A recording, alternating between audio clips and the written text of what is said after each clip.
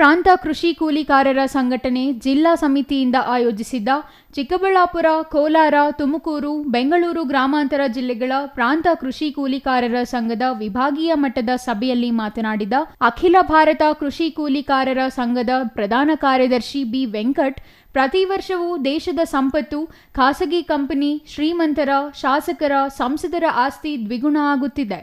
ಕೃಷಿ ಕೂಲಿ ಕಾರ್ಮಿಕರು ದೇಶದ ಸಂಪತ್ತನ್ನು ಹೆಚ್ಚು ಮಾಡುತ್ತಿದ್ದಾರೆ.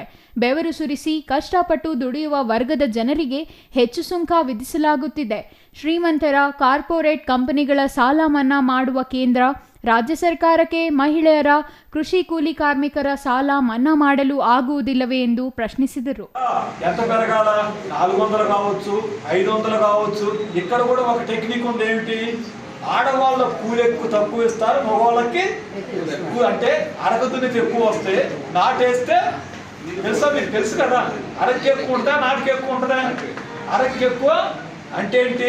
మగోడు చేసే పనికో రేటు ఎక్కువ, ఆడవాళ్ళు చేసే పనికో రేటు తక్కువ. ఎందుకని? సమాజంలో ఆడవాళ్ళని తక్కువ చూస్తారు, మగవాళ్ళని ఎక్కువ చూస్తారు. కాబట్టి ఆడవాళ్ళు మీరు చూడండి, అరకు ఉందనుకోండి, అరక నిలబడి దున్నుతామా ఒంగోలు దున్నుతామా? నిలబడి దున్నుతాం. మందు చల్లటం ఉందనుకోండి, నిలబడి చల్లుతామా ఒంగోలు చల్లుతామా? నాటేసే పని ఏం చేస్తాము? ఒంగోలు అంటే వాళ్ళ బరువంతా ఎక్కడ పడిద్ది మీరు చూడండి. ಪ್ರಾಂತ ಕೃಷಿ ಕೂಲಿಕಾರರ ಸಂಘದ ರಾಜ್ಯ ಉಪಾಧ್ಯಕ್ಷ ಎಂಪಿ ಮುನಿವೆಂಕಟಪ್ಪ ಮಾತನಾಡಿ, ನಿವೇಶನ ಮನೆ ರಹಿತರು ಅರ್ಜಿ ಸಲ್ಲಿಸಿ 15 ವರ್ಷ ಕಳೆದರೂ ನಿವೇಶನ ಹಂಚಿಲ್ಲ. ಸಾಗುವಳಿ ಚೀಟಿ, ದರಖಾಸ್ತು ಭೂಮಿ ಫಲಾನುಭವಿಗಳಿಗೆ ಹಂಚಬೇಕು ಎಂದರು.